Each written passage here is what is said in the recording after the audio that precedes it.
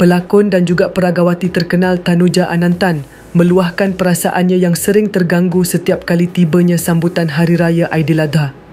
Menurutnya, dia sukar menahan rasa pilu apabila melihat haiwan seperti lembu dan kambing disembelih sebagai sebahagian daripada ibadah korban. Namun begitu, Tanuja tetap menunjukkan rasa hormat terhadap perayaan umat Islam itu, meskipun hatinya sering sayu menyaksikan pengorbanan haiwan.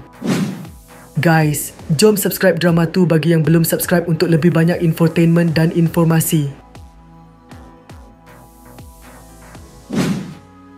Reaksi terhadap kenyataan tersebut turut menarik perhatian pendakwah bebas Firdaus Wong yang kemudiannya berkongsi pandangannya menerusi laman Facebook. Antara tanda awal seseorang menghidap demensia adalah terlupa perkara atau peristiwa yang baru terjadi, hilang jejak masa dan perubahan personaliti. Melihat kepada komentar dari Tanuja, saya bimbang akan kesihatan mentalnya dan menyarankan Tanuja Anantan untuk membuat pemeriksaan kesihatan mental.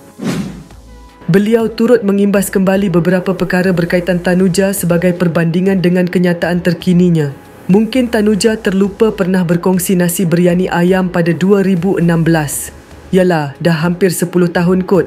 Atau saudari terlupa tentang hidangan ikan salmon pada Februari 2025.